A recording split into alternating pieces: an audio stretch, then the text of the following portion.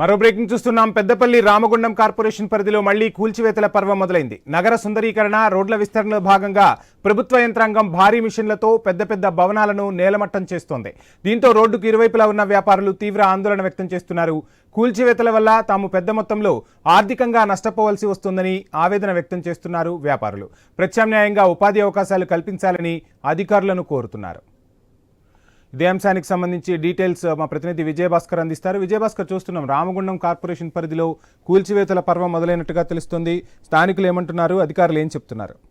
పెద్దపల్లి జిల్లా రామగుండం కార్పొరేషన్ పరిధిలో మరోసారి కూల్చివేతల పర్వం మొదలైంది. నగర సుందరీకరణలో భాగంగా ఇటు రోడ్డు విస్తరణలో భాగంగా బల్దియా సిబ్బంది భారీ మిషన్లతో పెద్ద పెద్ద భవనాలను నెట్లమట్ట చేస్తున్నారు. దీంతో రోడ్డుకు ఇరువైపులో ఉన్నటువంటి వ్యాపారులు అయితే ఆందోళన వ్యక్తం చేస్తున్నటువంటి పరిస్థితి. గతంలో నుంచి కూడా ఇదే విధంగా ఆవేదన వ్యక్తం చేస్తున్నారు. ఎందుకంటే పెద్ద ఎత్తున దుకాణ సముదాయాలు నష్టపోతున్నాము, తమకు న్యాయం చేయాలంటూ కూడా కోరుతున్నారు. ఈరోజు గోదావరి పట్టణంలోని బీఆర్ఎస్ నాయకుడు నడిపెల్లి మురళీధరరావుకు చెందినటువంటి భవనాన్ని కార్పొరేషన్ అధికారులు కూల్చివేశారు. ఇటీవల బస్టాండ్ సమీపంలో ఉన్నటువంటి కాంగ్రెస్ పార్టీకి సంబంధించినటువంటి గాజుల రాయమల్లు అనేటువంటి కాంగ్రెస్ నాయకుని యొక్క భవనాన్ని కూడా కూల్చివేశాము. అయితే నగర విస్తరణలో భాగంగా నగరాభివృద్ధి కోసం ఈ కార్యక్రమానికి శ్రీకారం చుట్టాము. ఇలా పార్టీలకు అతీతంగా మేము కూల్చివేతలకు చేస్తున్నామని చెప్తున్నప్పటికీ కూడా ఇటు చిరు వ్యాపారులు, రోడ్డు వైపున ఇటువైపులా ఉన్నటువంటి వ్యాపారులందరూ కూడా ఆవేదన వ్యక్తం చేస్తున్నటువంటి పరిస్థితి కనిపిస్తా ఉంది. ఎందుకంటే తమకు చిన్న చిన్న సముదాయాలు ఉన్నాయి, అవన్నీ కూడా రోడ్డు వెడల్పులో భాగంగా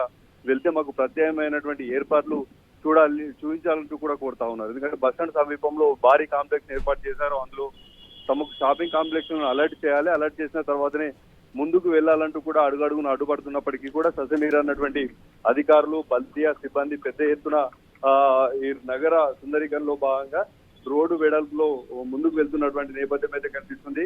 తమకు ప్రత్యామ్నాయం చూపించాలి, ఎందుకంటే తాము రెక్కాడితే కానీ డొక్కాడనటువంటి పరిస్థితి, రోజువారీ చేసుకుంటే కానీ తమ పూట గడవదు అంటూ కూడా ఇటు వ్యాపార సముదాయాలకు సంబంధించినటువంటి వ్యాపారులందరూ కూడా ఆవేదన వ్యక్తం చేస్తున్నటువంటి పరిస్థితి అయితే కనిపిస్తుంది. అయితే ఇటు అధికార యంత్రాంగం కూడా పార్టీలకు అతీతంగా ఈ కార్యక్రమానికి శ్రీకారం చుట్టామని చెప్తున్నటువంటి నేపథ్యం కూడా కనిపిస్తుంది. గత కొన్ని రోజులుగా ఈ కార్యక్రమం అయితే జరుగుతోంది. అయితే మధ్యలో గ్యాప్ ఇస్తూ ముందుకు వెళ్తా ఉన్నారు. గతంలో కొంతమంది వ్యాపారులు కోర్టుకు వెళ్లి స్టే తీసుకొచ్చినప్పటికీ కూడా, కొంతమంది వ్యాపారులు హైకోర్టుకు వెళ్లి స్టే తెచ్చినప్పటికీ కూడా, హైకోర్టులో ఉన్నప్పటికీ కూడా దశమీర్ అన్నటువంటి అధికార యంత్రాంగం వాటన్నిటిని కూల్చివేస్తూ ముందుకు వెళ్తున్నటువంటి నేపథ్యంలో తమకు ఆల్టర్నేట్ గా చూపించాలంటూ కూడా ఇటు వ్యాపారులు ఆవేదన వ్యక్తం చేస్తున్నటువంటి పరిస్థితి అయితే అక్కడ కనిపిస్తా ఉంది. దీనిపైన పార్టీలకు అతీతంగా ముందుకు వెళ్తామని చెప్పినప్పటికీ పార్టీలకు అతీతంగా వెళ్లడం లేదు, కక్ష కట్టి ముందుకు వెళ్తారంటూ కూడా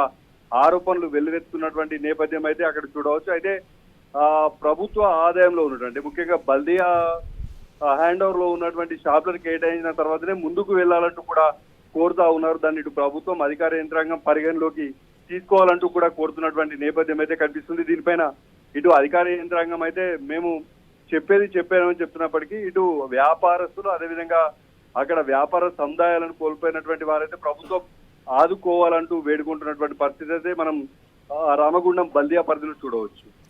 థ్యాంక్ యూ విజయభాస్కర్.